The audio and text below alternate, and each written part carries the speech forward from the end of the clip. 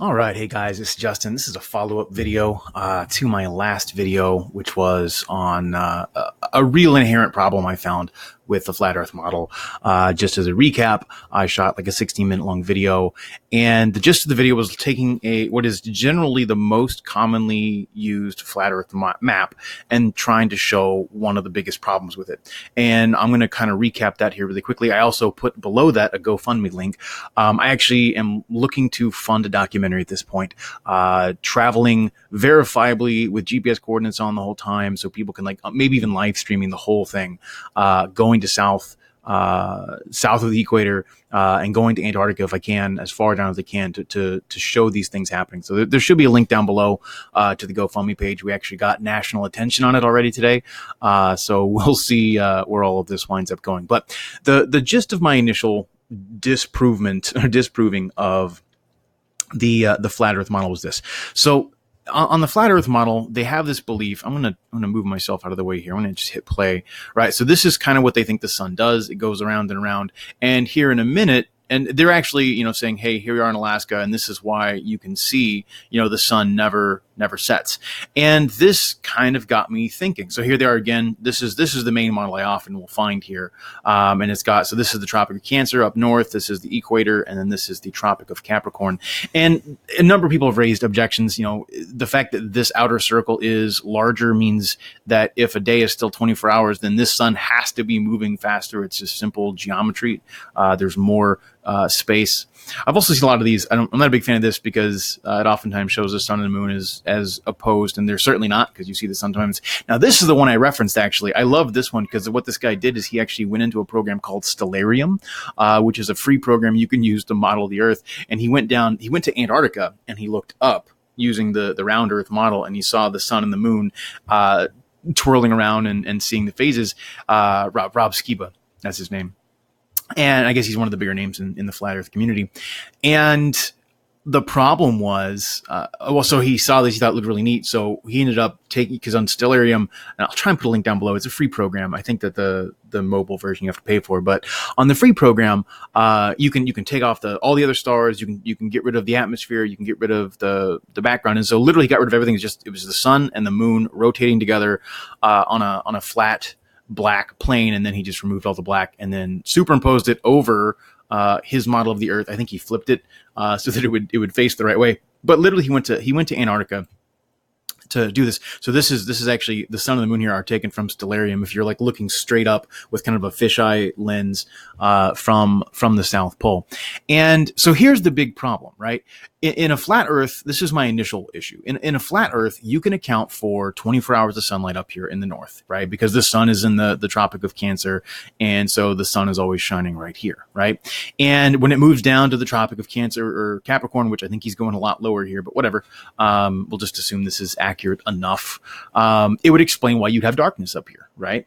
Also, when the sun is up here, it would explain why you'd have 24 hours of darkness on the outer ring, the ice wall that is Antarctica, which anyway you go, you wind up hitting this magical ice wall, ripped out of, probably predating J.R.R. or what his name is, Martin R.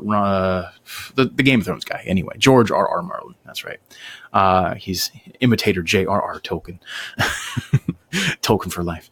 And so with this model, you can account for three of these four things. You can account for perpetual sunlight at the north and perpetual darkness at the north. You can account for perpetual darkness at the south or in Antarctica, but you could not, on this model, account for, let me go back here again, you could not account for perpetual sunlight in the South Pole. There's just no way to do it, because literally if you're standing right here, it should be basically perpetual sunlight. 24 hours a day. Obviously, you might want to move in closer to the pole, and you'll notice it even more.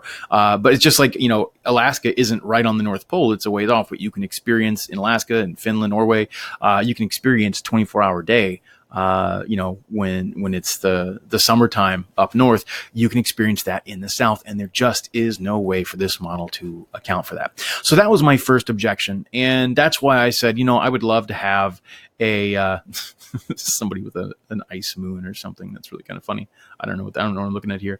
And you notice all of these different models are slightly different, and they're trying to explain different things, like how it could cast light. So this was a mock-up made in oh gosh, what's it called? It's a modeling program. I watched the documentary on the guy who made this, or I've seen him talk about how he did it. And the problem is, of course, you don't see half the world lit up. You see maybe a third of the world lit up. Obviously this is a model. He would say, he doesn't have the lighting quite right or whatever. But again, you're going to have arbitrary. If half the world is lit up, then the sunlight has to be traveling, a shorter distance here and a longer distance here, which is also a problem, right? So those are some of the issues that I've raised, and these are common observations. I'm trying to stay away from math, not because I'm afraid of it, but just because I think for most people, these sorts of things are kind of an instant, oh, I didn't even think about it from that perspective. I can go out and verify that right away, right? Or very, very cheaply. A lot of the stuff I'm going to share with you, you could verify for under $500, right? For a plane trip south. So here's the thing. And here's an image of, this is latitude 71.51 degrees south. So this is Scott Base, Antarctica. This is a time-lapse photo they set up here. This is in December. So this is like the middle of summer down there. So from October to February, the sun rays stay above the horizon. And what you're going to notice here is they set up a camera to rotate like 15 degrees an hour. So it basically follows the sun. Let's just get to it here. And there you have it. They put a watch out here, and you can just see the sun in south, in Antarctica, the great ice wall never sets. There is no way that I can think of that would account for why you would be able to see the sun in that weird round model and nobody else in the way would be able to see it, right? There's just no way to do that. So my initial thought was, hey, let's take a trip down to South America, down to Antarctica, so we can see this. That's pretty pricey. Now you can find cruises and expeditions with even Discovery Channel that go down to, of course, they may be, big globe shills, and they may have some sort of weird giant Truman Show-esque soundstage they put you in so you think you're in Antarctica and you're not. But there should be ways that you could document a trip down there. So I thought, I would love to be able to document a trip down there. I'm sure, some documentaries have budgets of $3 to $5 million. I bet being a one-man show, even if I wanted to take my family along, I could probably do it for a couple $100,000, buying all the equipment, buying all the passes, everything else, editing all of that stuff. I would need to buy new equipment and stuff. So there would definitely be cost involved. So I put a GoFundMe down below, and I'm still willing to do this if people want to fund my GoFundMe. But as I was doing this, I was realizing there's even simpler proofs. And I don't want to shoot myself in the foot as to not getting my funding, but it's this. So this is, oh, hang on a second. There we go. Sorry. So this is what's called it's not time lapse. It's an overexposure or whatever. So basically on a camera, I can say on a phone, you can keep the shutter open longer to allow more light in. And if you keep it open for a long time, what you're going to wind up seeing is star trails. And a lot of people have seen this. They're really neat, especially when you look at the northern hemisphere circling around Polaris. So there you can see the North Star. So obviously they're facing a little bit to the west here. And here they are looking into the rising sky. So now they're looking more to the east instead. So you're going to see Polaris over here. I'm just going to skip ahead, right? There's Polaris again. And then they're going to look right at it. I think that's what this is, right? Looking north to the circumpolar sky. And so here you go. There's Polaris right there. And you can literally just watch the stars rotate around it, right? And of course, here we're going to do the exposure again. There it is. Boom. I just think those pictures are so cool. Like really, that is awesome. That is absolutely a gorgeous picture. And it really just shows some of the beauty and the majesty in our Earth. Now, from a flat Earth model, let me jump this over here just so I stay put. It's easy to explain why that would be the case. And again, I'm trying to give, in logic, you should always give the strongest possible argument for your opponent. And at this point, I'm going to view myself as an opponent to the flat Earth. I don't think it makes sense, but I'm open-minded. I really am. If you could show me proof of the flat Earth, I'd be on board. I'd be like, yeah, that makes perfect sense. And I see people raise questions usually based on complex mathematical formulas as to, well, how do you explain this? How do you explain this? But some of the most basic observations just simply don't fit a flat Earth model. So this is, I don't remember what this is that first video I showed you, but you can actually see, so the dome of the sky is rotating around the Earth, and you can see how all the stars are going. And of course the magnetic north, is right here in the center and the whole dome. And so this would explain why if you're here and you're looking up, you see the north, pole, right? You're looking straight up, all the stars are swirling around you. Now, on this model, which is again not super high def, but I think it's good enough, you can see that the further away you get, maybe you can't see north. I mean, I would think you would always be able to see north if it's far enough up there, but they're going to say light refraction changes that, makes it less able to be seen or whatever it happens to be. And here they're actually showing those same images, right? Looking up at Polaris. So the further away you get, if you look over here, you should be able to still see the stars streaking in the sky. And not only that, they should always streak in a way that curves towards the north, right? So if my nose right here in this picture is Polaris, right? It's directly north on the flat Earth. This circle that I'm in is the flat Earth. I love that this is a circle. It's handy for this, right? You should expect to look up and always see the stars moving in a concentric pattern, heading as you get up to the sky. Now, the one place that might be a little bit different would be on the very, very edge. You might see more of, if the dome comes down, you'd probably see straight lines going around you, right? Directly around you, but you would never expect to see on a flat Earth model at the South Pole something like this in the opposite direction. Right. And also, on a round Earth model, what you would expect to see is this gets harder and harder to see as you move towards the equator. And then all of a sudden at the equator, you would expect on a round Earth model, the stars to basically go straight overhead. And then when you go to the South Pole, or as you head south on the round Earth, you would expect to see something like this at the bottom as well. Now, maybe there is or isn't a star down there. Spoiler alert, there's not a star that's quite as central as Polaris is, but that's life.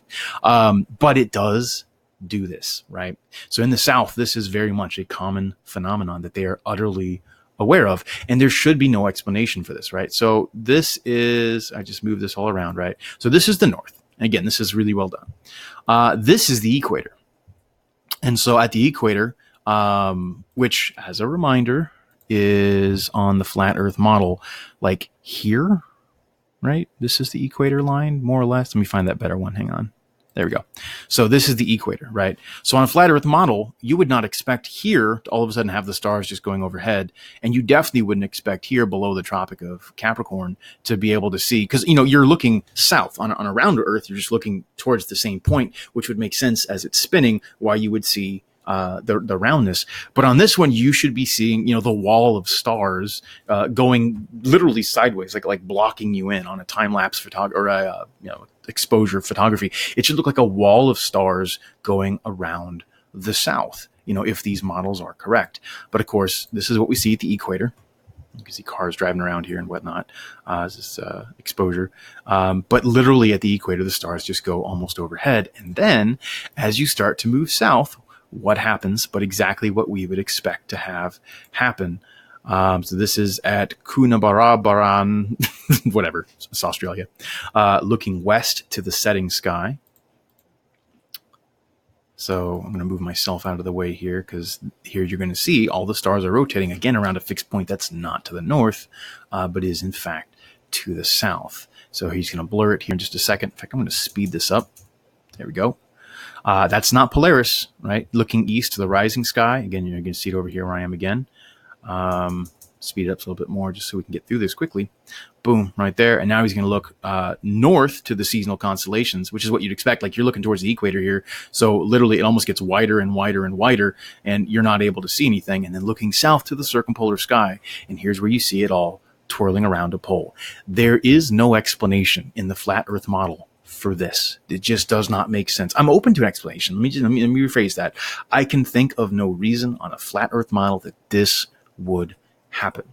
So you're left with a couple possibilities. A, this is all faked, right? These are NASA shills, going all the way back to Eratosthenes, the first NASA shill, right? In 300 BC or whatever it was. The first round Earth conspirator, and he's been pushing, this big globe agenda for some reason for years, right? Or this is simple, verifiable stuff. And I showed last time you can get a cruise to Antarctica for $15,000, whatever. Which most of us don't have $15,000 just sitting around in the bank, but you can get a flight down to Chile, Argentina, Australia for under $1,000, for the most part. You may be a little more expensive to Australia or something, but in general, you can fly pretty far south of the equator, pretty far south of the Tropic of Capricorn. And you can verify this for a couple $100. And then you have to go back and you have to figure out, how does this make sense given wherever that model went. I lost it. Whatever. This one. How does that make sense given this model? And I have this on HD, but this is just as clear as it gets. So mea culpa. Anyway, down below is a link to my GoFundMe page. I would love it if you like and share this video. Possibly consider subscribing. I might wind up putting out a lot more flat earth stuff. I find this stuff fascinating, not compelling, but I find it fascinating. And I'm open to a debate. I'm open to a conversation. I am not a physicist or an astronomer. I'm just a regular Joe. My degrees are in philosophy and history. I understand a lot of the math behind it. I understand a lot of the concepts behind it. But you're not going to get massive mathematical proofs out of me, generally speaking. And I'm sure it's possible to ask me a question that stumps me. In fact, I would love questions like that, because that's how you learn, right? You get asked a question and you scratch your head and you say, why is that? Aristotle says the beginning of wisdom is wonder. Taumazdo is wonder in Greek. He says the beginning of wisdom is wonder. And I think that the flat earth people who honestly believe this are people who are struggling to begin. They're experiencing that wonder, right? They're looking at the world around them. They're seeing things they understand, and they're wondering why it is. And, I think we all like a good conspiracy theory sometimes too, to be sure. And so, they're starting to posit. They're honestly, in a lot of ways, like, prehistoric peoples trying to explain the sky and what's going on using a very limited cosmology or cosmological understanding of the world around them, and certainly without the benefit of things like modern technology and science and everything else. But I think it's kind of neat. I think there's something fundamentally good in their wonder and their desire to understand, but it has to be tempered with an honest intention to know the truth, whatever it happens to be, right? And they'll make that claim. They'll say, well, you globe earthers you're indoctrinated from the moment that you're born in this globe earth conspiracy, and you just never questioned, the things you were taught. And the problem is that's not the case. Literally, that's what the basis of science is from elementary school on up to high school and college is doing experiments, right? Repeating the experiments and verifying for yourself. Because at the end of the day, science is trying to come up with theories that explain as best as possible the world around us and all of the things that we see in it. And wherever there's a problem, you make an adjustment. You say, well, we think this model is mostly correct, but, we noticed a problem. Maybe it's the stars shift this way or that way, or, we notice that things are different. How do we explain that? And then you come up with a bunch of different possible hypotheses that you then test. And the ones that you can predict the answer for consistently are probably showing that your model is significantly more correct. And any model that makes a bunch of inconsistencies that you should be able to test and not find should be shown to be false. And so again, coming back just to this model, if a 24-hour day is any of these three rings and the sun moves in and out of these rings, simple geometry tells you this part. If the sun if you were to measure the circumference of this circle here, let's call that 1. Well, this circle here is going to be definitely bigger than 1 or whatever it is. It's going to be 2 or 3. I could do the measurements if you really want, but I'm not going to, because I think most people understand that. The outside of a CD or a record spins faster than the inside, right? That's just the case. If you stand on a merry-go-round, the horses on the inside move slower than the horses on the outside. There's just lots of ways you can experience this in your day-to-day life. And there's just no way for a flat earth model to predict this or to explain what we see, because on this, you should be able to make a prediction that over Australia, you see the sun moving faster in the sky than you see it here.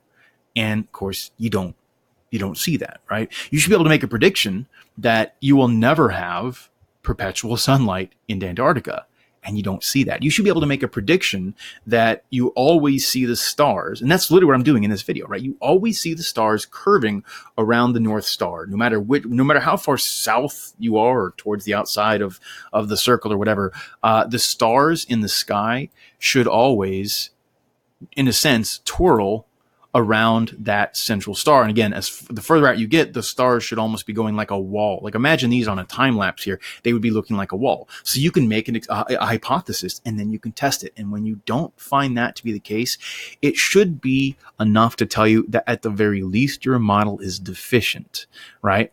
Does that absolutely prove a round world? No. But certainly a round world explains far more readily how you can see this sort of a thing at the north and the south hemispheres. I know I'm assuming what I'm proving now. As you go below the equator, that explains why you would see this in the sky. So let me know what you think. Again, I am very open-minded about this stuff. I'm totally open to becoming a flat earther if I can, get some proofs that really make sense and find some answers to these questions that seem properly basic to me. But let me know what your thoughts are, right? Sound out down below here in the comments. Give me a like, give me a thumbs up, give me a share. Feel free to donate to my, I have a friend who's a flat earther. And what I really like to do is take her on a trip, possibly with my family and her family, down to somewhere in the south of the equator, south of the tropics, ideally to Antarctica, right? I would love to film this on a camera in Antarctica. I'd love to be able to film the 24-hour day in Antarctica and do it in a way that's documented and trackable, so anybody could watch me do it. Truman Show-esque, 24-hour live stream or something like that. And I think I could probably make something like that happen. For not a ridiculous amount of money. Again, $200,000 is a lot of money in some ways. It's also not a lot of money, for doing a documentary, doing professional things and traveling across the globe and bringing, equipment, everything else. It's really not that crazy. So anyway, let me know what you think and I will be in touch. This is Justin West. Thank you for watching my channel.